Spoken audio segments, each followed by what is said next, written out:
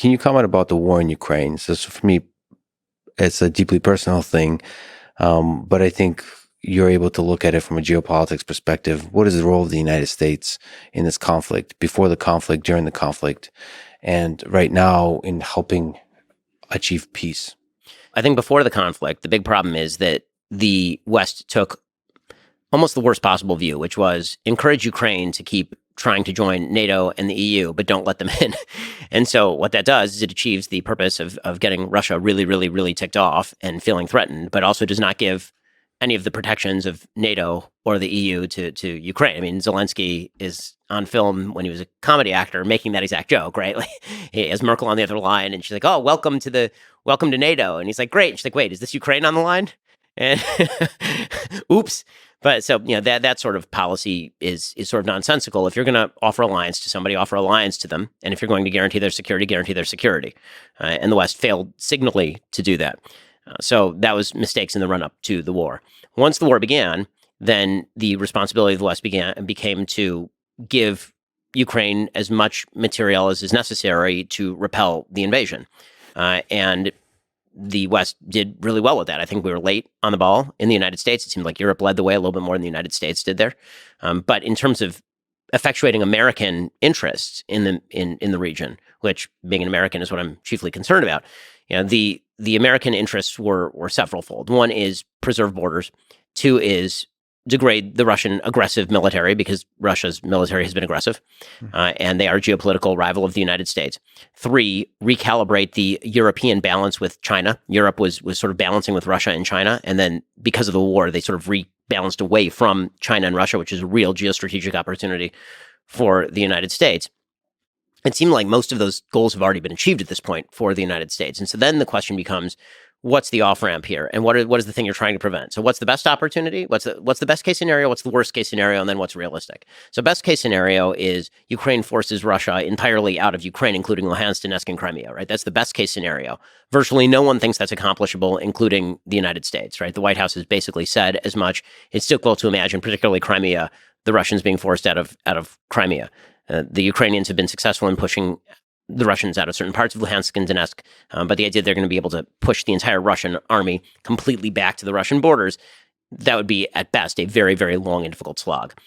In the middle of a collapsing Ukrainian economy, which is a point that Zelensky has made. It's like, it's not enough for you guys to give us military aid. We're in the middle of a war. We're going to need economic aid as well. So it's a pretty open-ended and strong commitment. Can I take a small tangent on that? Sure. The best case scenario, if that does militarily happen, including Crimea, do you think there's a world in which Vladimir Putin would be able to convince the Russian people that this was a good conclusion to the war? Right. So the problem is that the best case scenario might also be the worst case scenario, meaning that there are a couple of scenarios that are sort of the worst case scenario. And this is sort of the puzzlement of the situation. One is that Putin feels so boxed in, so unable to go back to his own people and say, we just wasted tens of thousands of lives here for no reason, that he unleashes a tactical nuclear weapon on the battlefield. Nobody knows what happens after that. So we put NATO planes in the air to take out Russian assets. Do Russians start shooting down planes? Does Russia then threaten to escalate even further by attacking an actual NATO civilian center or even a Ukrainian civilian center with nuclear weapons? Like, where it goes from there, nobody knows, because nuclear weapons haven't been used since 1945. So that is a worst case scenario. It's an unpredictable scenario that could devolve into really, really significant problems. The other worst case scenario could be a best case scenario, could be a worst, we just don't know, is Putin falls. What happens after that? Who takes over for Putin? Is that person more moderate than Putin? Is that person a liberalizer? It probably won't be Navalny. If he's going to be ousted, it'll probably be somebody who's a top member of Putin's brass right now and has capacity to control the military. Or it's possible the entire regime breaks down, and what you end up with is Syria and Russia, right? Where you just have an entirely out of control region with no centralizing power, which is also a disaster area. And so in the nature of risk mitigation, in sort of an attempt at risk mitigation, what actually should be happening right now is some off-ramp has to be offered to Putin. The off-ramp likely is going to be him maintaining Crimea and parts of Luhansk and Donetsk. It's probably going to be a commitment by Ukraine not to join NATO formally, but a guarantee by the West to defend Ukraine in case of an invasion of its borders again by Russia, like an actual treaty obligation, not like the BS treaty obligation, and when Ukraine gave up its nuclear weapons in the 90s. And that is likely how this is going to have to go. The problem is that requires political courage, not from Zelensky. It requires courage from probably Biden, because Zelensky's not in a political position where he can go back to his own people who have made unbelievable sacrifices on behalf of their nation and freedom and say to them, guys, now I'm calling it quits. We're going to have to give them Luhansk and give Putin an off-ramp. I don't think that's an acceptable answer to most Ukrainians at this point in time from the polling data and from the available data we have on the ground. It's going to actually take Biden biting the bullet and being the bad guy and saying to Zelensky, listen, we've made a commitment of material aid. We're offering you all these things, including essentially a defense pact.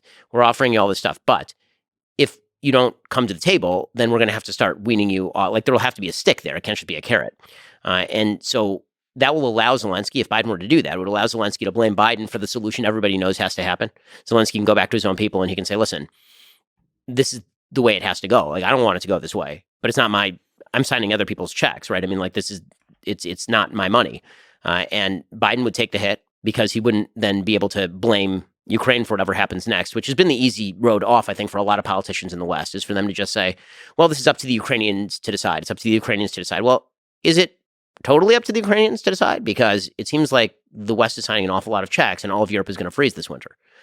So this is the importance of great leadership, by the way. That's why the people we elect is very important. Do you think there's power to just one-on-one conversation where Biden sits down with Zelensky and Biden sits down with Putin almost in person? Because or maybe I'm romanticizing the notion, but having done these podcasts in person, I think there's something fundamentally different than through a remote call, and also like a distant kind of recorded political type speak versus like man to man. So I'm deeply afraid that Putin outplays people in the one-on-one scenarios because he's done it to multiple presidents already. He gets in one-on-one scenarios with Bush, with Obama, with Trump, with Biden, and he seems to be a very canny operator and a very sort of hard-nosed operator in those situations. I think that if you were going to do something like that, like an actual political face-to-face summit, what you would need is for Biden to first have a conversation with Zelensky, where Zelensky knows what's going on, so he's aware. And then Biden walks in and he says to Putin on camera, here's the offer. Let's get it together. Let's make peace. You get to keep this stuff, and then let Putin respond how Putin is going to respond. But you know, the big problem for Putin, I think, and the problem with public-facing fora, maybe it's a private meeting. If it's a private meeting, maybe that's the best thing.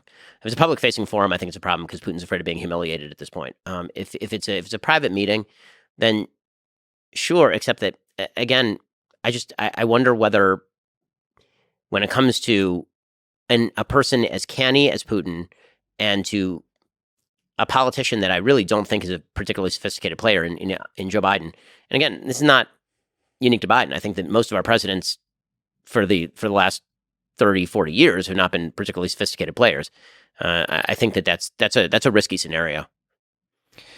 Yeah, I still believe in the power of that, because otherwise, I don't know. I don't think stuff on paper and political speak will solve these kinds of problems, because from Zelensky's perspective, nothing but complete victory will do. Right. As a nation, his people sacrificed way too much, and they're all in. And if you look at, because I traveled to Ukraine, I spent time there. I'll be going back there, hopefully also going back to Russia.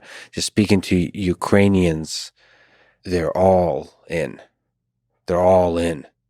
Yeah. Nothing but complete victory. Yep, that's right. And so for that, the only way to achieve peace is through like honest human to human conversation, giving both people a way to off ramp, to walk away victorious. And some of that requires speaking honestly as a human being, but also for America actually not even America, honestly, just the president be able to eat their own ego a bit and be the punching bag a little, just enough for That's both right. presidents to be able to walk away and say, listen, we got the American president to come to us. And I think that makes the president look strong, not weak. I mean, I agree with you. I think it would also require some people on the right, people like me, if it's Joe Biden, to say, if Biden does that, I see what he's doing and it's the right move. Right? I think one of the things that he's afraid of, to steel man him, I think one of the things he's afraid of is he goes and he makes that sort of deal, and the right says, "You just cowered in front of Russia. You just gave away Ukraine, whatever it is." But it's going to require some people on the right to say that move is the right move, and then hold by it if Biden actually performs that move.